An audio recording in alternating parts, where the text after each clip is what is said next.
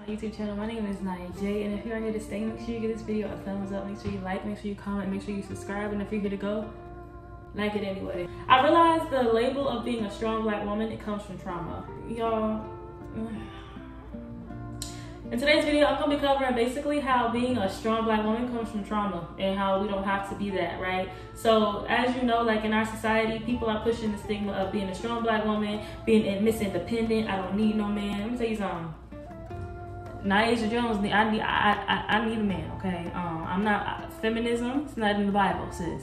And I don't want to be like a Bible thumper, so I'm going to explain to you what I mean, okay? So the reason why I say it stems from trauma is because most of the women who say that they don't need a man and they're Miss Independent and they're strong, first of all, strong people get tired too, okay? Strong people also have weaknesses, and strong people also have breaking points, right? So what happens is when you try to force the world to see you as a strong woman, they're gonna believe you're strong and they're gonna believe you don't need no help, right? So if you keep telling the world you don't need help, they're not gonna help you. And then you're in this cycle of, oh, I don't need nobody, but deep down inside, you wish somebody would help you. But how is somebody gonna reach out their hand to help you if you keep putting on the front that you don't need them to help you? That's backwards, right? And the reason why we even pretend that we don't need nobody in the first place is because we grew up seeing our moms. Our moms had to do it by themselves. In order to be a woman like my mama, I have to be able to do it all on my own. I don't need no man. Let me tell you something, sis. If your mama had a choice on if she could use a man for some help around the house, or if she did not want that man, I promise you her choice would have been a man to help her. 98% sure that your mom didn't choose for your father to walk out, and that was a choice that he made on his own. You took the trauma that your mom went through and you're forcing yourself to go through it too because you want to be just like your mom. And I understand that we want to be just like our moms. I understand that as a little girl, your mother is a woman that you look up to. I understand that completely, trust me. That's how generational curses are built. We're trying to be just like our moms. But it's not. Let me tell you something. And I don't care who disagrees with me. The man is the head of the household, okay? So for all these homes and relationships where you have people, oh, well, the woman can be the head and the man can be the tail and the woman can lead, and that's not how it works, though. You wonder why your house is full of negativity, destruction, and depression, and nobody listens to each other, and there's so many divorce rates in our generation because there's no order. Our God is a God of order. First of all, the man was made first. So how is the woman above the man when the man was made first? We came out of the man, okay? God took us out of Adam. God made woman from Adam's rib. So how is the woman the head of the household when we don't even know how to be the head, period? We're not even the first. How does that make sense? A man cannot handle the same amount of emotional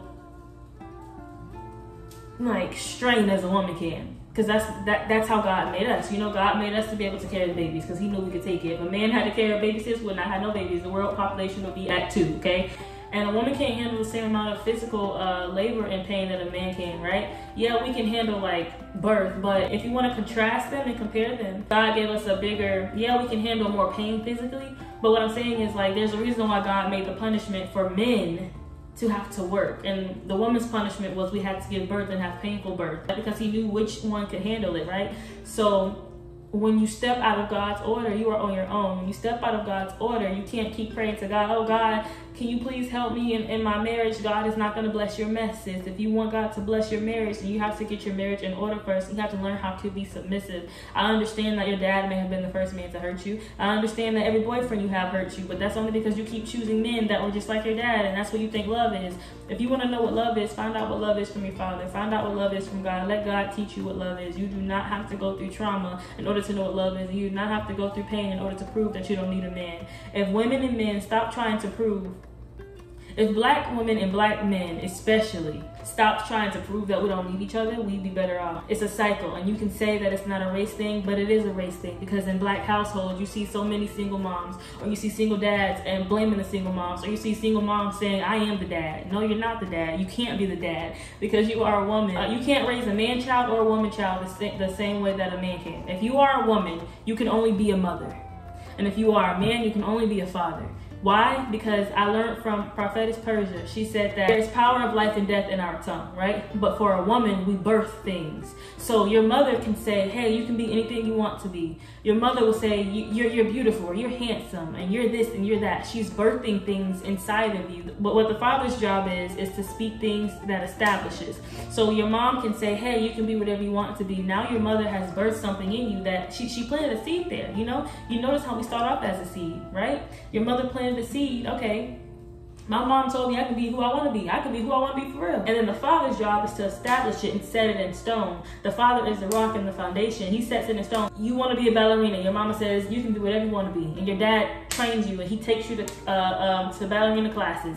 Or you want to be a basketball player. Your mother tells you you can do it. You're going to be the best basketball player in the world. She planted that seed inside of you. And then your father is going to be the one who buys you the basketball and helps you train all day and all night. Even when you're tired, he's going to push you to do it. Why? Because he establishes things in you. He says, you're going to do this thing. You said you want to do this thing, so I'm going to show you how to do this thing. That's why it's important for the man to be the man and the woman to be the woman. No one is higher than the other, okay? We're all called to be humble. We're all man and woman. We're all God's creation.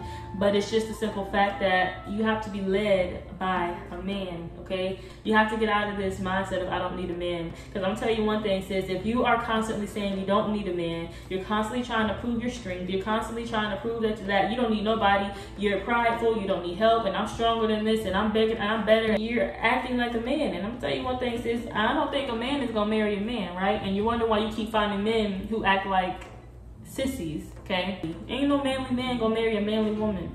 A manly man wants a feminine woman. Don't you know you can get way more out of a man by being feminine and forcing him and being masculine, sis? Did you know that? I know, right?